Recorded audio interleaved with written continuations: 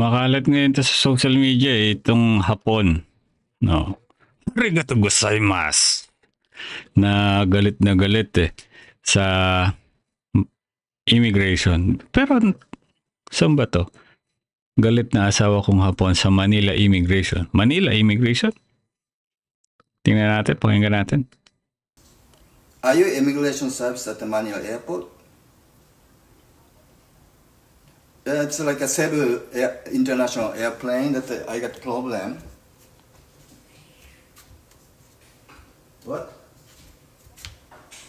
What terminal? I don't know the Cebu International. Cebu International. What's the terminal?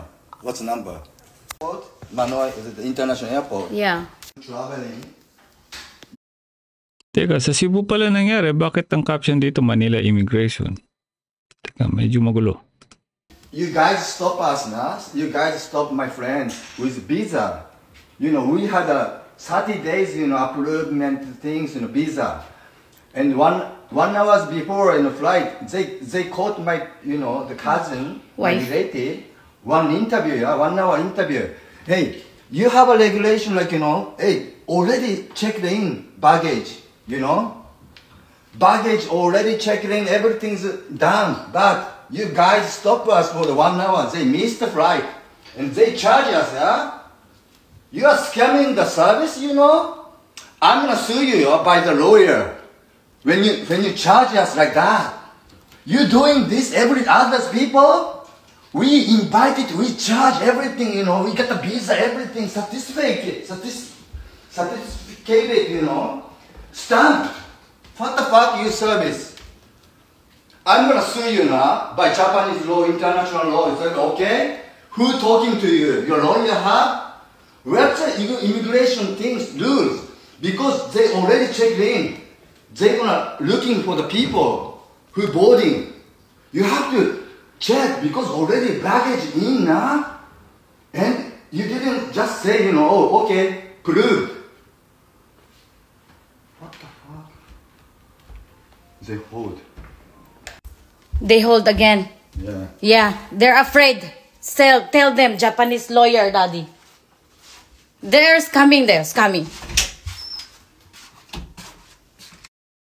Okay. Ito yata yung pinag-ugatan nun. Offloading. Ito yung asawa niya. Kakasuhan ng hapon ang immigration. Pakinggan muna natin to. Guys, tulungan nyo nga ako. I-tag nyo ang Tulfo at kung sino-sino pang pwede makatulong sa amin. Yung immigration dyan sa airport ng Manila Airport, yung pamangkin ko tsaka yung ate ko, 25 days vacation dito sa Japan. Kumpleto ng papeles, mayroon na silang visa, natatakan na. Ibig sabihin, lahat ng dokumento na pinasa sa immigration dyan sa Philippines, kumpleto at approved. May visa sila for 30 days. 25 nga lang ang ipastay ko sa kanila para hindi sila magiri-giri. 25 days na sila magstay dito sa Japan. At mayroon akong guarantor letter na bit-bit nila dyan sa airport that I shoulder everything ng mga expenses, lahat-lahat pag punta nila dito sa Japan. Kumpleto tayo ng papeles. Gihold sila ng immigration dyan sa Japan. I don't know why.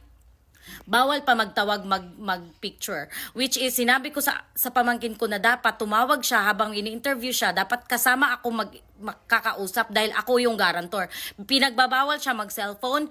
Nagalit pa daw, pinagalitan pa daw yung pamangkin ko dahil bakit daw nag-picture. I want to get their names kasi nga, bakit nila hinold ng one hour tapos nabiyaan sila sa nabiyaan sila sa airplane.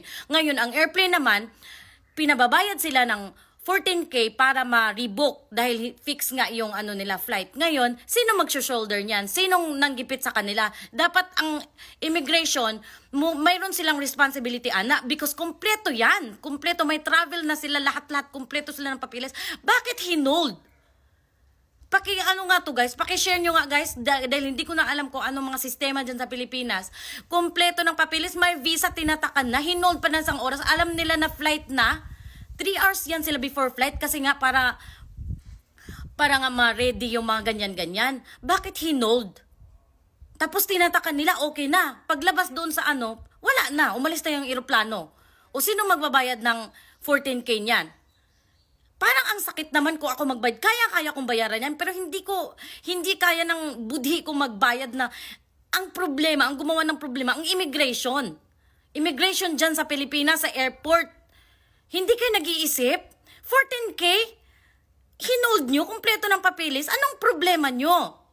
Paki-share nyo guys to. Mga katiwalaan dyan sa airport. Putragis talaga. Nakakagigil kasi excited na kami magkita. Ang tagal na namin hindi nagkita. Tapos i-hold nyo lang. Alam nyo na ang oras ng flight, pinakawalan nyo, tinatakan nyo. Wala na aeroplano. Shit. May ano naman siya, may punto naman eh. Kasi pinalis pa eh.